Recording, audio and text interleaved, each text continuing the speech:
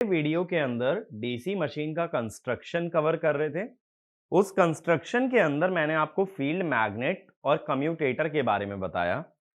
Commutator के अंदर हमने एक चीज जो कि डिफरेंट देखी थी वो ये थी कि इतना तो सभी लोग जानते हैं कि कम्यूटेटर एसी को डीसी और डीसी को एसी में कन्वर्ट करता है, लेकिन कम्यूटेटर का साथ ही साथ एक और पर्पस होता है कि रोटर का जो एमएमएफ है वो स्टेटर एमएमएफ के रिस्पेक्ट में स्टेशनरी रखा जाता है।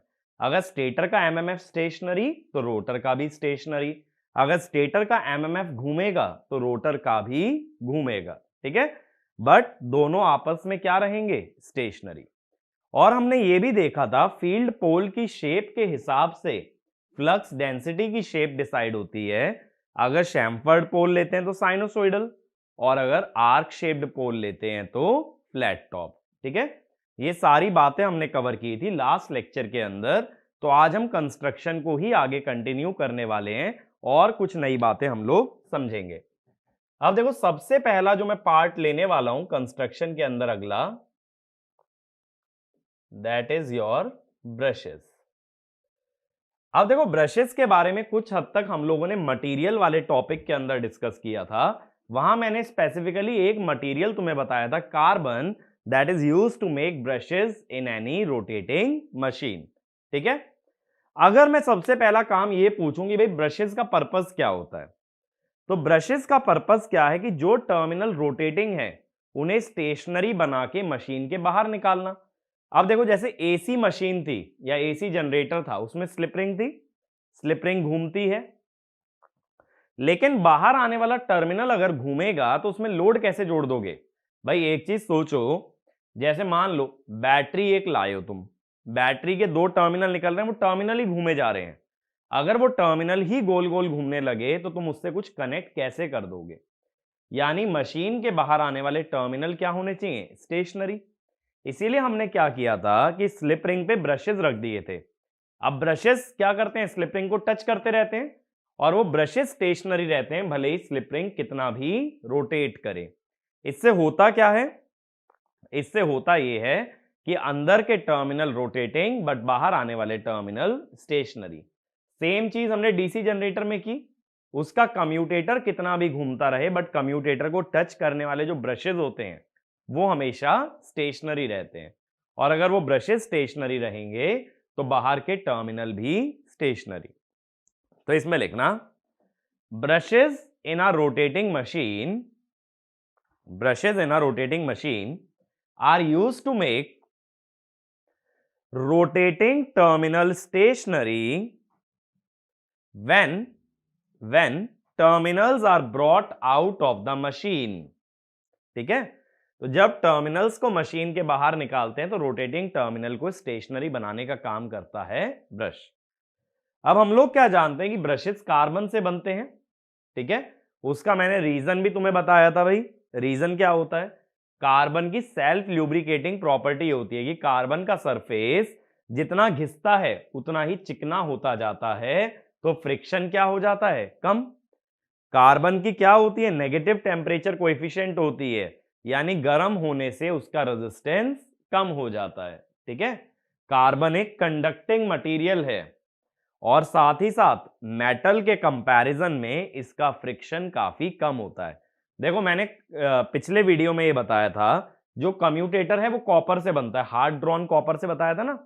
अगर कॉपर से या मेटल से मेटल को ही टच कराओगे तो वहां ना स्पार्किंग हो जाएगी रोटेशन के दौरान। इसीलिए कम्यूटेटर से ऐसा मटेरियल टच कराओ जो कि स्मूथ हो, स्मूथ होने से फ्रिक्शन कम, तो स्पार्किंग का चांस भी नहीं बनता है। ठीक है, इसीलिए हम लोग क्या कहते हैं कि कार्बन के ब्रशेस को यूज करना चाहिए। इस रिगार्डिंग में पॉइंट लिखो, in small DC machine brushes are made of carbon, in small DC machine brushes are made of carbon, and in large DC machine they are made of metal graphite, electrographite and carbon graphite. ठीक है, ये तीन material use होते हैं large DC machine में। अगला point, carbon has following properties which are useful in designing brushes. तो properties लिखना कार्बन की, सेल्फ ल्यूब्रिकेटिंग प्रॉपर्टी, अगला फ्रिक्शनलेस, तीसरा नेगेटिव टेम्परेचर कोएफिशिएंट, चौथा कैन विदस्टैंड हाई टेम्परेचर, इसका मतलब हाई टेम्परेचर आने से ये डैमेज नहीं होता है, ठीक है, कितना भी टेम्परेचर आ जाए it will not gate damage, जल्दी डैमेज नहीं होता है। और अगला इट इंप्रूव्स कम्यूटेशन, ठीक है ना। कम्यूटेशन पे भी हम आगे आएंगे कि कम्यूटेशन का मतलब क्या होता है और ब्रशेस कम्यूटेशन को कैसे इंप्रूव करते हैं। अगला एक पॉइंट और लिखो, in resistance commutation low voltage carbon brushes are replaced by high voltage carbon brushes to reduce circulating current and improve commutation, देखो क्या होता है ना, कम्यूटेशन के दौरान कॉइल में जो भी करंट फ्लो करता है, कॉइल में, वाइंडिंग में, कुछ भी कह लो, उससे क्या होता है, स्पार्किंग आने का चांस होता है। अब अगर तुम उस करंट को कम करना चाहते हो तो ऐसे ब्रशेस यूज करो जिनका रेजिस्टेंस हाई हो या जिनका वोल्टेज ड्रॉप ज्यादा हो। अगर ज्यादा रेजिस्टेंस वाला ब्रश लगाओगे तो करंट कम फ्लो करेगा और स्पार्किंग आने के चांसेस भी कम हो जाएंगे। लेकिन ये चीजें तभी अच्छे से क्लियर होंगी जब हम कम्यूटेशन प्रोसेस पूरा पढ़ेंगे, तो अभी इसमें घबराने वाली कोई बात नहीं है। बस इतना ध्यान रखना, रेजिस्टेंस कम्यूटेशन नाम का जो मेथड है उसके अंदर ब्रशेस हाई वोल्टेज या हाई रेजिस्टेंस वाले यूज किए जाते हैं। अब देखो ब्रशेस से हमें क्या क्या पॉइंट्स याद होने चाहिए अगर हम कंसेप्चुअली बात करें। सबसे पहला होता है कि number of brushes is actually equal to number of parallel path।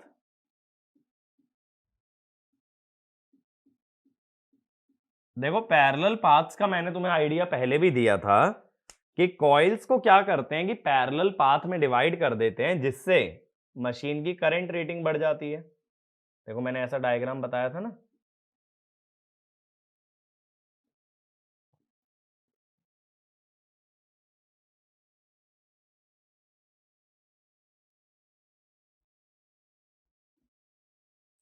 तो यहां पे कोई भी जो करंट आएगा आई, वो दो पार्ट्स में डिवाइड हो जाएगा, ऊपर भी I/2 और नीचे भी I/2, ठीक है। तो इसका मतलब ये हुआ कितने पैरेलल पाथ बन रहे हैं, दो, और वही किसके बराबर होता है हमेशा, नंबर ऑफ ब्रशेस के।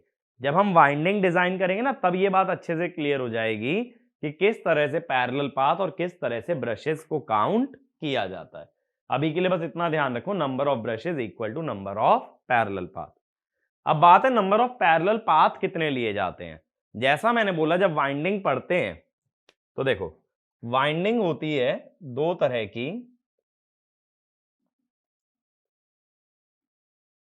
लैप वाइंडिंग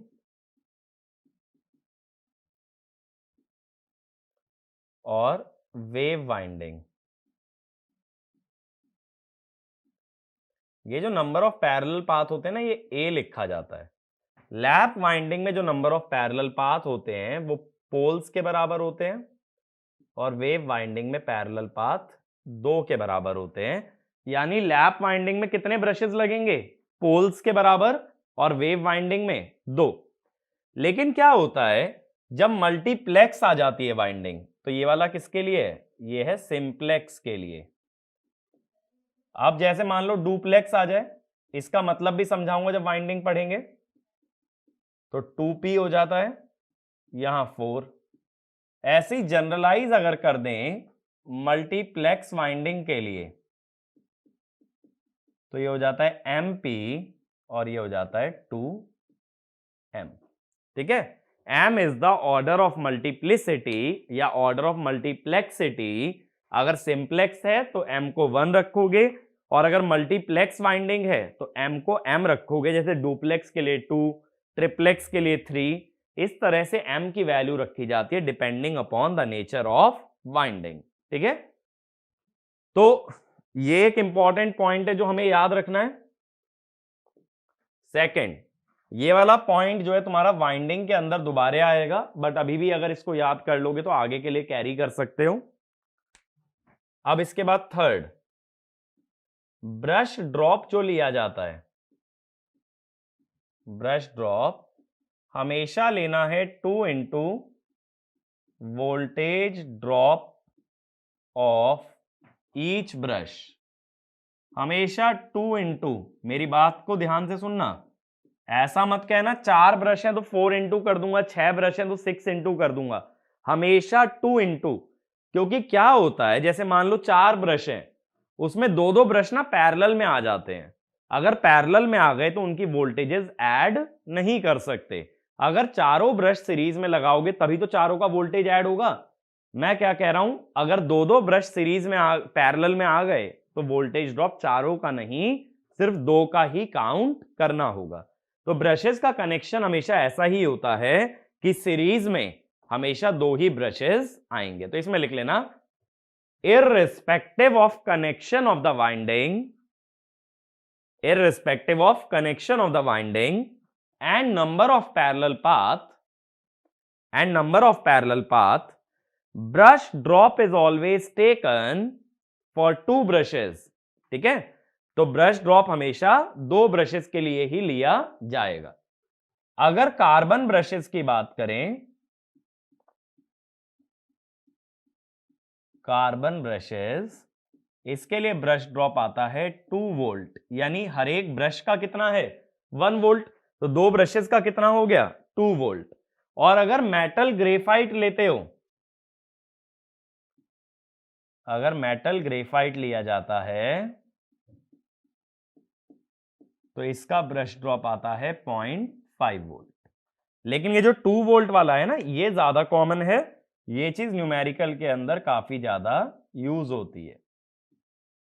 तो क्वेश्चन के अंदर ना हमेशा ये ध्यान देना, अगर उसने ईच ब्रश का ड्रॉप दिया है तो डबल कर लेना, और अगर सिर्फ इतना बोल दिया कि ब्रश वोल्टेज ड्रॉप है तो वो डायरेक्टली वीबीडी ही होगा, तब तुम्हें डबल करने की जरूरत नहीं है। डबल कब करोगे, क्वेश्चन में क्या वर्ड ढूंढना है, ईच। अगर क्वेश्चन में ईच आ गया तब उसका डबल करके लेना पड़ेगा। अब देखो क्या होता है, पिछले वीडियो के अंदर मैंने एक चीज तुम्हें बताई थी, जो शॉर्टिंग वाला कॉन्सेप्ट था। मैंने क्या बताया था, देखो वही वाला मैं डायग्राम दिखा रहा हूं जो पिछले लेक्चर में हमने लास्ट में देखा था। मैंने क्या बताया था, जैसे ये था नॉर्थ पोल और साउथ पोल,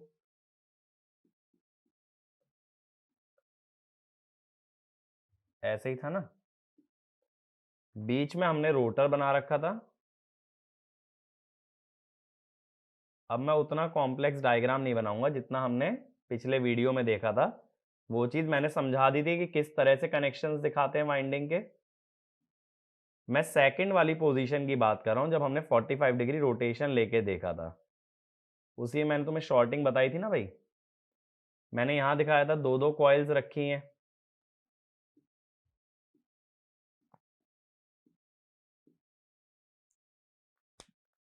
रोटेशन कुछ मैंने ऐसे लिया हुआ था। ठीक है, तो मैंने नॉर्थ के अंदर क्या दिखाया था कि इसकी वेलोसिटी डाउनवर्ड्स है और मैग्नेटिक फील्ड राइट में है। तो V क्रॉस B कैसे हो गया था, V क्रॉस B हो गया था, V से जब B की तरफ घुमाओगे आउटवर्ड्स तो इसमें डॉट आ गए थे और इसमें क्रॉस आ गया था। ठीक है, फिर मैंने क्या बताया था कि बीच में कम्यूटेटर रहता है हमारा,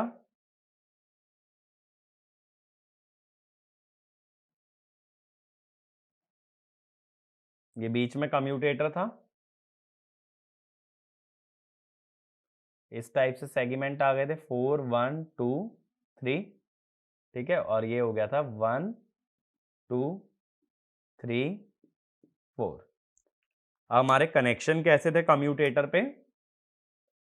1 वाला 1 में गया था और 1 में कौन सा गया था? 2 का नीचे वाला।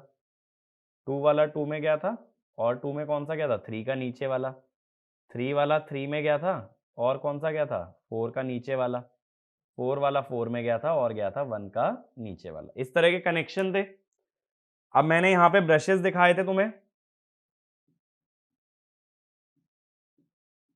ठीक है?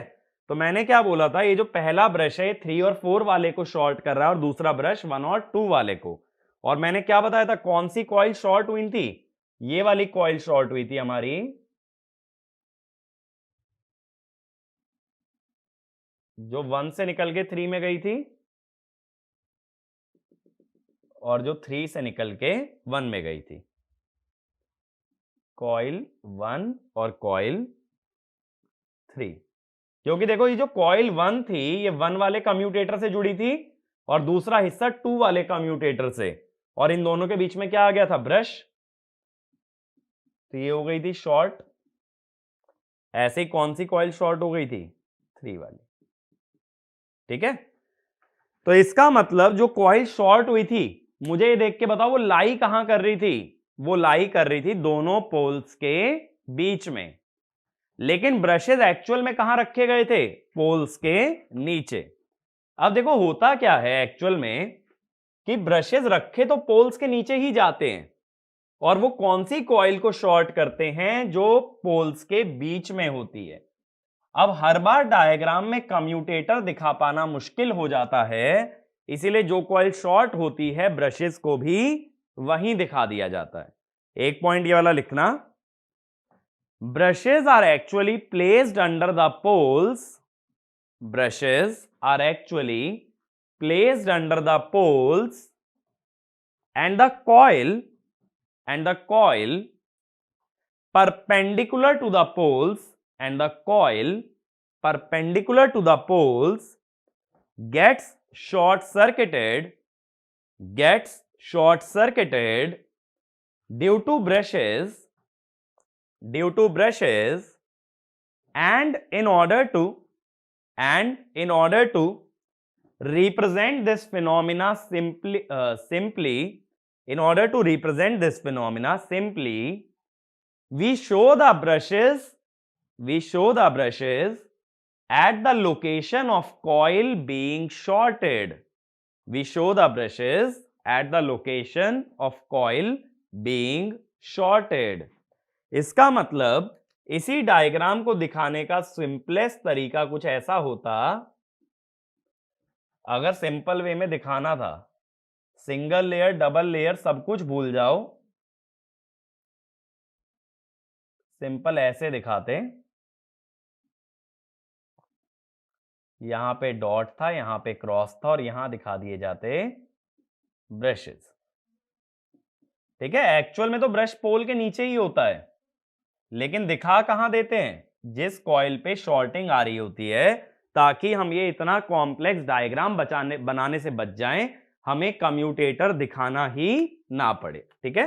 तो ये होती है सिंपल रिप्रेजेंटेशन। मेरी बात क्लियर हुई अच्छे से कि सिंपल रिप्रेजेंटेशन क्या होगा डीसी मशीन का? उसमें कम्यूटेटर भी नहीं दिखाएंगे, बाहर ये बड़ा बड़ा हम लोग सर्कल करके भी नहीं दिखाएंगे कि किस तरह से कनेक्शन है। उससे बेहतर हम क्या दिखा देंगे? ब्रशेस को वहां दिखा देंगे जहां शॉर्टिंग आई है। और इस डायग्राम को अगर पूरा करना है तो ऐसे भी दिखा दो जो यहां से कनेक्शन होने थे,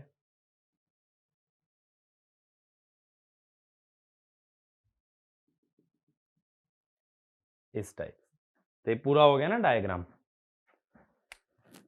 अब देखो क्या होता है, यहां पे जो होता है, जो मैग्नेटिक फील्ड है स्टेटर की मैग्नेटिक फील्ड किस तरफ होगी? नॉर्थ पोल से साउथ पोल। इसको क्या लिख दोगे? F stator. इसको बोल देते हैं डी एक्सेस। डी एक्सेस माने डायरेक्ट एक्सेस।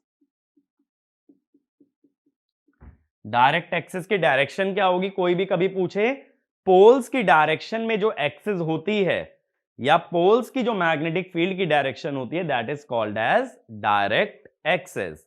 तो इसमें लिखना the axis the axis along the magnetic field produced by the poles, the axis along the magnetic field produced by the poles is called as direct axis, is called as direct axis.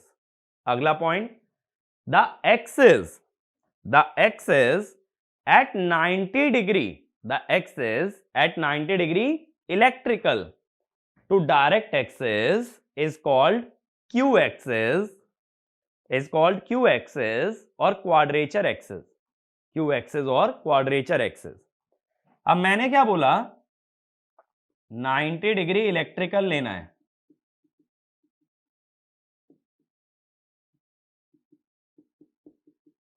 अब हम क्या जानते हैं, electrical angle is P/2, mechanical angle. अभी हमने कितने पोल दिखाए हैं भाई, अभी हमने दिखाए हैं सिर्फ 2 पोल. तो जब P की जगह 2 रखोगे तो थीटा ई आ गया थीटा एम, यानी मैकेनिकल एंगल भी कितना लेना है फिर, 90 डिग्री. तो इस पे जो 90 डिग्री पे एक्सिस आएगी ये क्या हो जाएगी, क्यू एक्सिस. बात मेरी क्लियर हुई. तो देखो जब ड्रॉ करते हैं ना तब तो मैकेनिकल एंगल देखना ही पड़ता है, बट रूल किसके टर्म्स में, इलेक्ट्रिकल. मैंने बताया था डायग्राम ड्रॉ करते हुए जो एंगल शो करते हैं जब मशीन ड्रॉ करते हैं दैट इज मैकेनिकल एंगल. लेकिन मैंने एक पोल पिच टर्म भी बताई थी जो कि 180 डिग्री इलेक्ट्रिकल होती है. तो जो एंगल्स इलेक्ट्रिकल में हैं पहले उन्हें मैकेनिकल में ले आओ और फिर डायग्राम को ड्रॉ कर सकते हो. एक और एग्जांपल मैं दिखाता हूं. ये तो 2 पोल्स की बात हो गई. अब देखो ऐसे ही अगर 4 पोल होते हमारे पास, 4 पोल की टर्म्स में समझते हैं.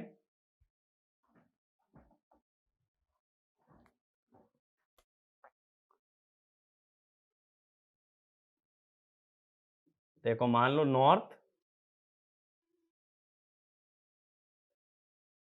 South, north, south. अब कितने पोल्स हैं भाई, 4 पोल हैं. मैंने बोला पोल के अलोंग जो एक्सिस होती है वो डी एक्सिस होती है.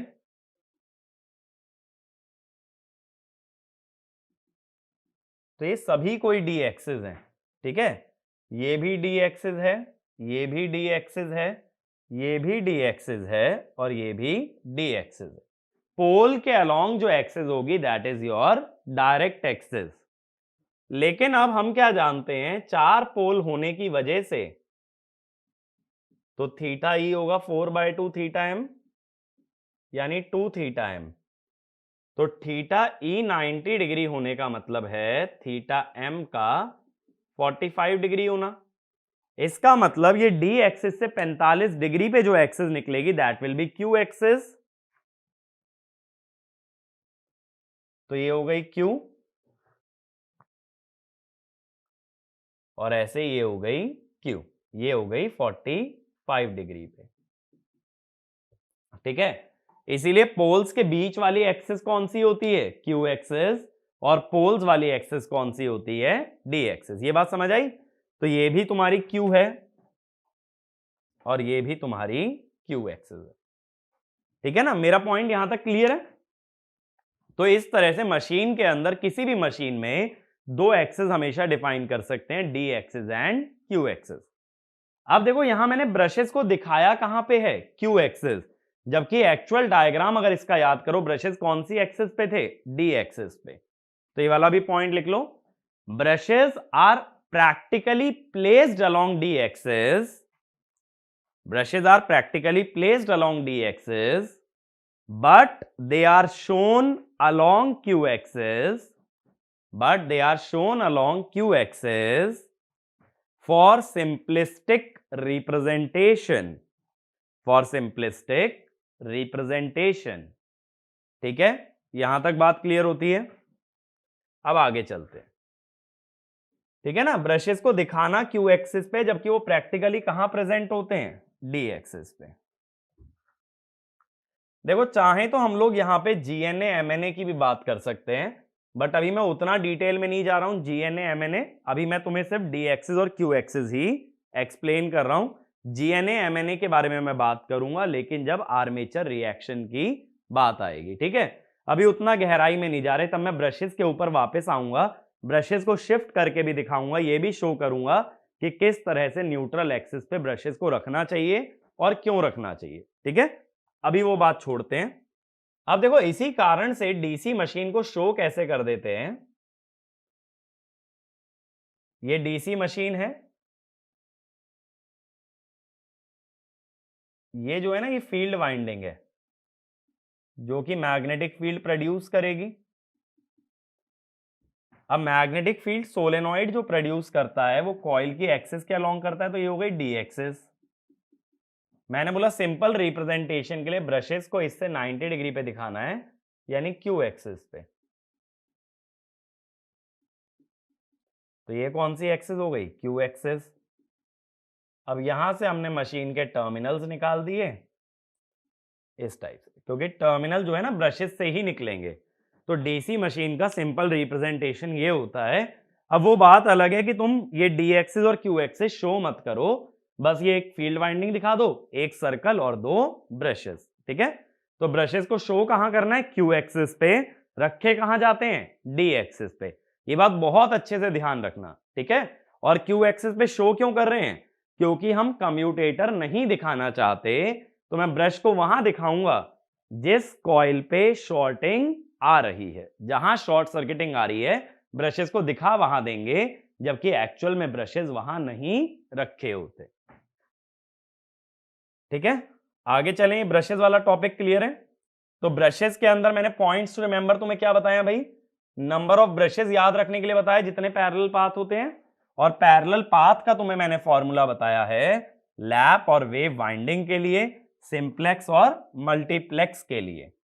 और दूसरी बात ये बताइए कि ब्रशेस होते डी एक्सिस पे हैं, शो किया जाता है क्यू एक्सिस पे।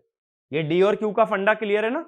पोल्स के अलोंग जो एक्सिस होती है वो डी एक्सिस, और उससे 90 डिग्री इलेक्ट्रिकल पे जो एक्सिस है that is Q axis.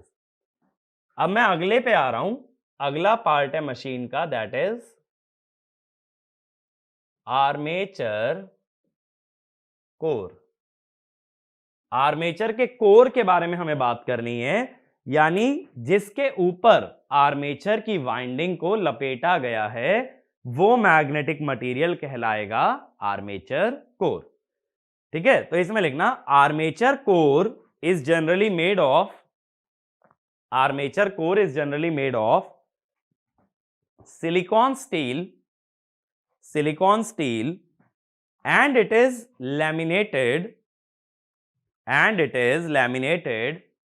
in order to reduce eddy current loss, in order to reduce eddy current loss। Lamination का तो पर्पस ही एडी करंट लॉस कम करना होता है, ठीक है। और मैंने तुम्हें यह भी दिखाया था जब डीसी मशीन का कंप्लीट डायग्राम दिखाया था कि आर्मेचर के अंदर स्लॉट और टीथ बने रहते हैं, स्लॉट के अंदर वाइंडिंग प्लेस करते हैं और बीच बीच में क्या रहते हैं, टीथ। और मैंने बताया था स्लॉट बनाने का रीजन भी क्या होता है, वरना वाइंडिंग को मैकेनिकल सपोर्ट नहीं मिलेगा, वाइंडिंग निकल जाएगी। तो आर्मेचर का कोर हमने कैसे शो किया था,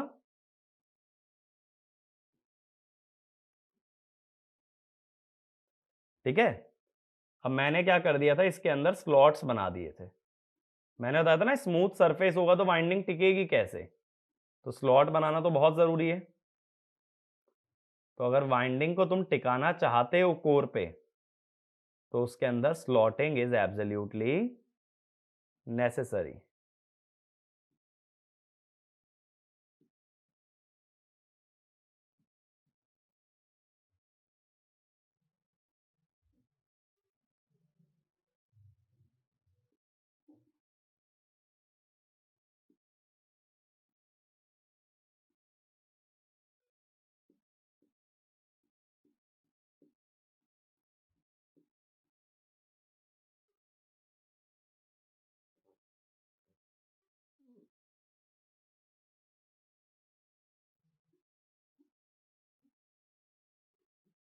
ठीक है, इस टाइप से मैं दिखा देता हूं।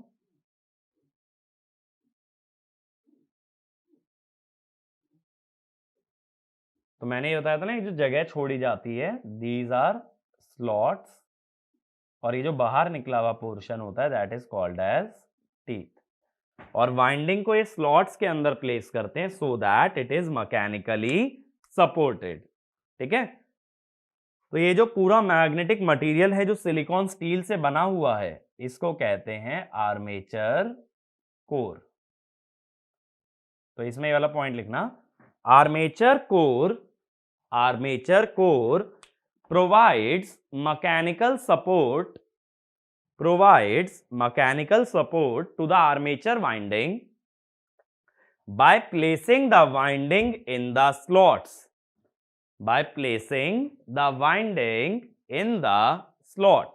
अगला point, armature provides low reluctance path to the main field flux। अब जरा देखना क्या होता है, देखो बहुत ध्यान से समझना कि किस तरह से फील्ड वाइंडिंग का जो फ्लक्स है वो फ्लो करता है।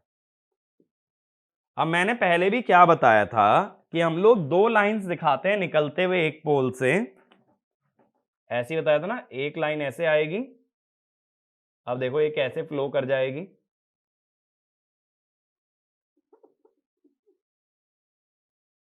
इस तरह से गई और इसने अपना पाथ कंप्लीट कर लिया।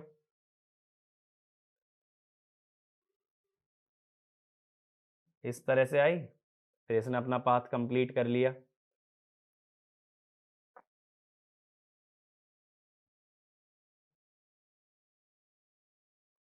फिर इसने अपना पाथ ऐसे कंप्लीट कर लिया।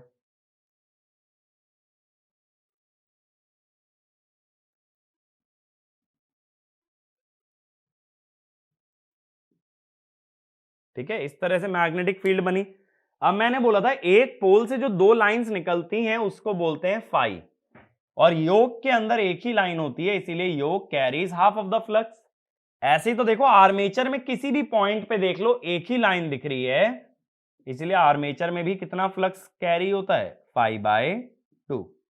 तो ये वाला पॉइंट भी लिखना, armature core only carries half of the main field flux per pole।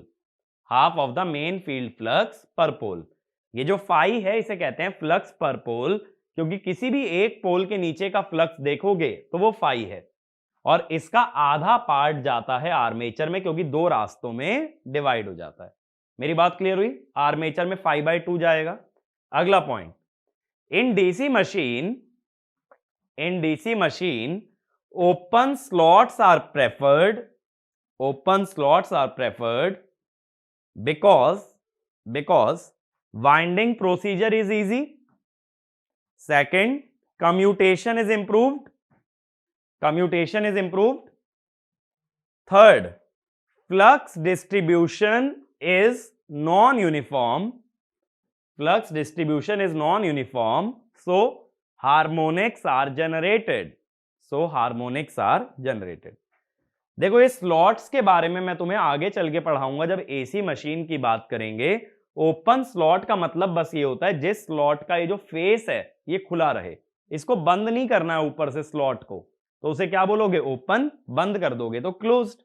Open में वाइंडिंग लपेटना ज्यादा आसान है as compare to close slot, क्योंकि देखो क्लोज हो जाएगा ना तो यहां से तुम्हें वायर डालनी पड़ेगी, ओपन है तो आराम से लपेट सकते हो इस तरह से, लेकिन क्लोज्ड है तो जैसे कि हम सुई के अंदर धागा डालते हैं ना, उस होल में हमें वायर पास करानी पड़ेगी या उस होल में से वाइंडिंग पास कराई जाएगी। लेकिन जब तक ओपन है तो सीधा तुम इस तरीके से इसके अंदर वायर वाउंड कर सकते हो।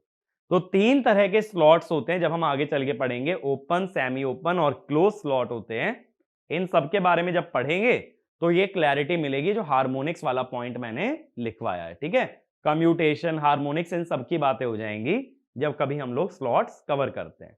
और ये चीज मैं अभी से बता रहा हूं, स्लॉट्स के बारे में मैं कवर करूंगा एसी मशीन में, मेनली इंडक्शन मशीन के अंदर बात करूंगा, क्योंकि तब तक हार्मोनिक्स का भी अच्छा आइडिया हो चुका होगा। और हार्मोनिक्स का आइडिया अगर तुम्हें मिल जाएगा तो मैं हार्मोनिक टॉर्क, कॉगिंग, क्रॉलिंग, ये सब चीजों के बारे में भी बात कर सकता हूं।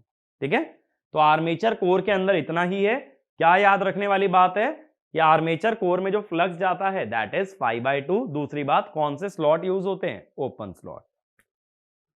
अब अगले पार्ट पे आता हूं, मोस्ट इंपॉर्टेंट पार्ट कंस्ट्रक्शन का, आर्मेचर वाइंडिंग। ठीक है, ये वेरी वेरी इंपॉर्टेंट है भाई। ऐसा इसलिए क्योंकि आर्मेचर वाइंडिंग में देखो, जो भी कॉन्सेप्ट तुम पढ़ोगे ना, ये कॉन्सेप्ट सीधे कैरी ओवर हो जाएंगे सिंक्रोनस और इंडक्शन के अंदर। तो इसको एक जनरल टॉपिक की तरह पढ़ना। बहुत सारी किताबों के अंदर इसको एक चैप्टर ही बना के दे दिया गया है।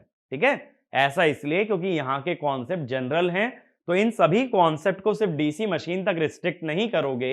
वाइंडिंग के बारे में जो भी चीज पढ़ोगे उसको ये मानोगे that is generic, it can be applied to any machine. ठीक है, ट्रांसफॉर्मर में नहीं। किसकी बात करोगे? रोटेटिंग मशीन की। अब देखो, आर्मेचर वाइंडिंग जो होती है इसको दो कैटेगरीज में डिवाइड कर देते हैं। आर्मेचर वाइंडिंग क्या होती है तो समझाने की जरूरत नहीं है। जो भी कॉइल तुम इस आर्मेचर कोर पे लपेटोगे उसे क्या बोल दोगे? Armature winding. ये दो तरह में डिवाइड हो जाती है। पहली कहलाती है कॉन्सेंट्रेटेड वाइंडिंग और दूसरी कहलाती है डिस्ट्रीब्यूटेड वाइंडिंग। ठीक है, अब सबसे पहले समझो दोनों में डिफरेंस क्या होता है। ये कॉन्सेंट्रेटेड और ये डिस्ट्रीब्यूटेड क्या चीज है? कॉन्सेंट्रेटेड का मतलब ये होता है, जैसे मान लो ये मेरा आर्मेचर है, इसमें भाई मैंने दो स्लॉट्स बना दिए।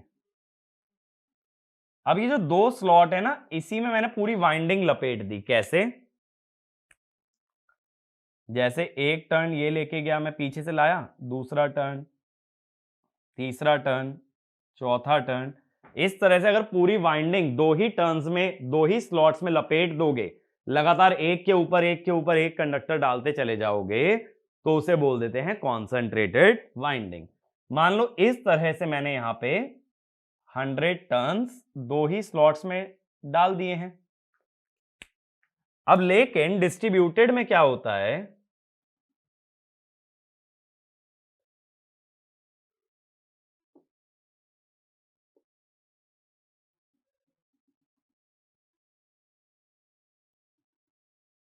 डिस्ट्रीब्यूटेड में क्या होता है ना कि स्लॉट्स बना लिए जाते हैं ज्यादा।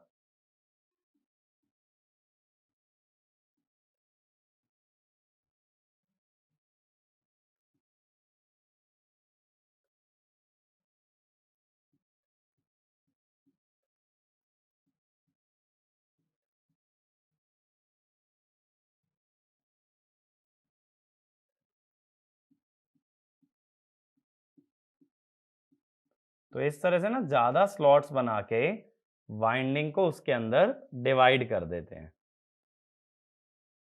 अब जैसे देखो यहां पे कितने स्लॉट्स हैं, एक बार मैं काउंट कर लेता हूं।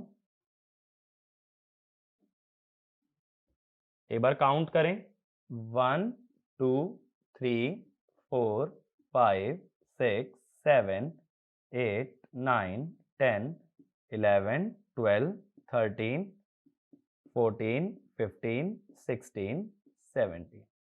मान लो 17 स्लॉट्स हैं। ठीक है, अब मैं क्या करता हूं कि जैसे इसको 17 की जगह ना कहीं पे एक स्लॉट में थोड़ा सा बढ़ा लेता हूं।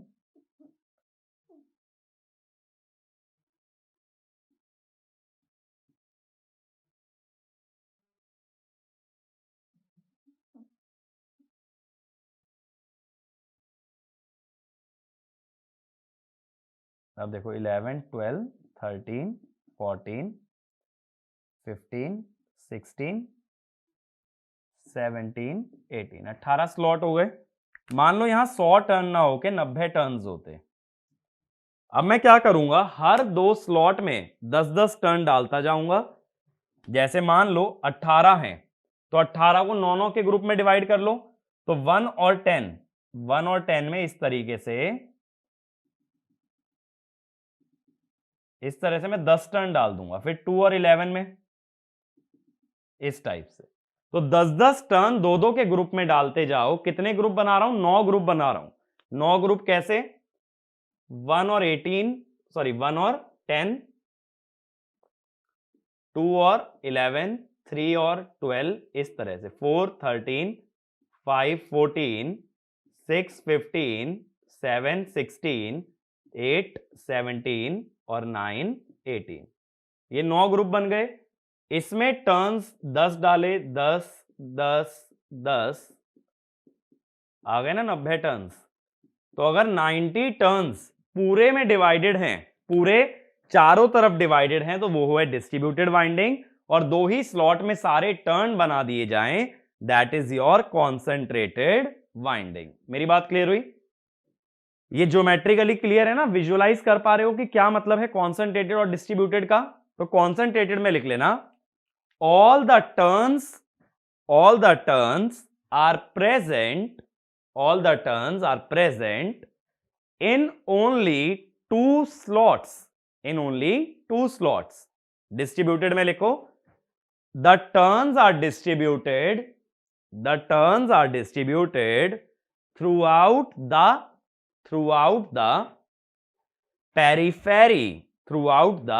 periphery।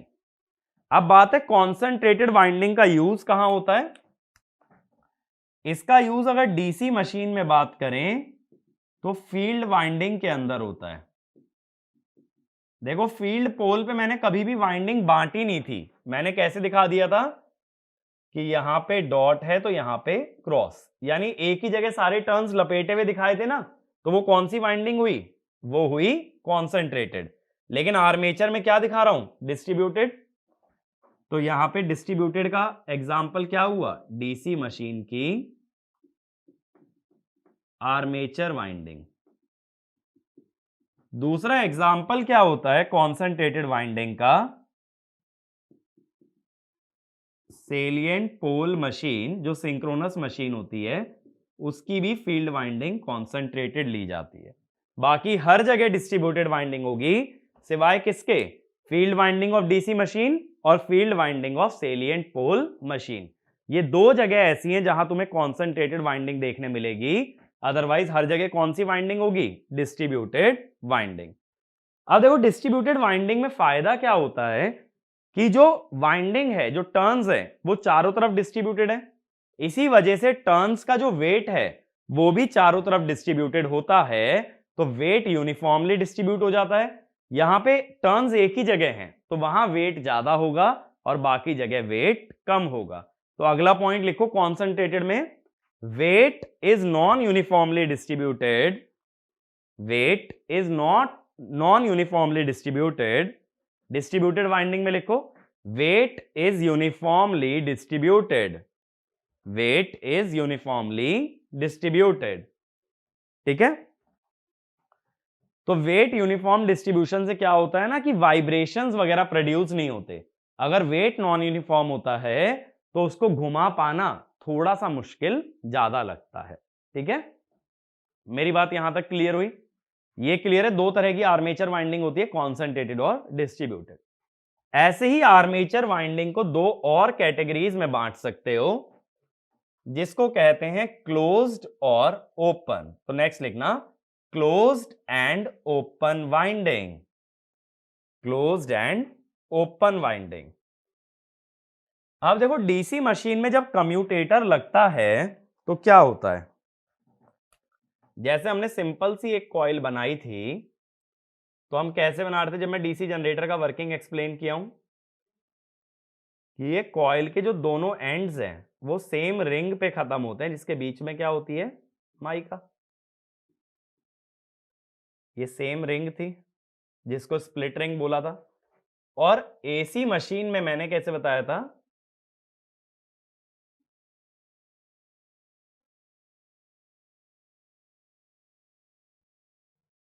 ये एक रिंग से जुड़ा था और ये दूसरी रिंग से, यानी वाइंडिंग के दोनों एंड अलग अलग रिंग पे जाके खत्म हुए, जबकि डीसी मशीन में दोनों एंड सेम रिंग पे खत्म हुए।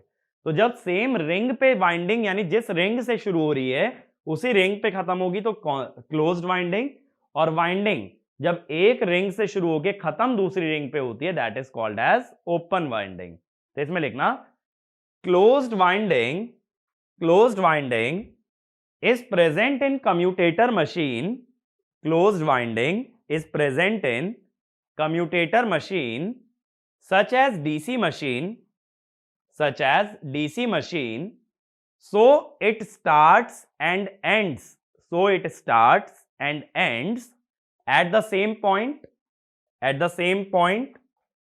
but an open winding is generally seen in AC machine,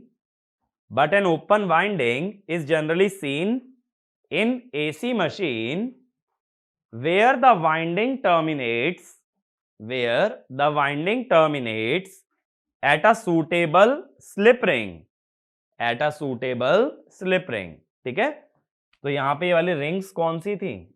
slip rings. ये क्लासिफिकेशन समझ आया अच्छे से कि ओपन और क्लोज वाइंडिंग क्या है और तुम्हारी कॉन्सेंट्रेटेड और डिस्ट्रीब्यूटेड वाइंडिंग भी क्या होती है, ठीक है। तो ये अभी हमने बस आर्मेचर वाइंडिंग को ना इंट्रोड्यूस किया। आर्मेचर वाइंडिंग खुद में बहुत बड़ा टॉपिक है, अभी इसको ना हमें कवर करने में टाइम लगेगा। एकदम से इतना छोटा टॉपिक नहीं है कि जो कि बहुत क्विकली कवर हो जाए, लेकिन अगर इस पे अपना कमांड बना लोगे ना आर्मेचर वाइंडिंग पे, तो कंस्ट्रक्शन वाइज ना तो तुम्हें सिंक्रोनस में दिक्कत आएगी, ना ही कहीं इंडक्शन के अंदर दिक्कत आने वाली है। इसीलिए इसको बहुत डिटेल में हमें कवर करना है। तो मैं आर्मेचर वाइंडिंग स्पेसिफिक जितनी भी बातें हैं अगले लेक्चर में अलग से करूंगा, बट अभी के लिए आर्मेचर वाइंडिंग में मैंने सिर्फ क्या बताया तुम्हें? कॉन्सेंट्रेटेड, डिस्ट्रीब्यूटेड और क्लोज्ड और ओपन, ठीक है। इतना क्लियर रखो, आगे बातें आर्मेचर वाइंडिंग की नेक्स्ट वीडियो में। Thank you.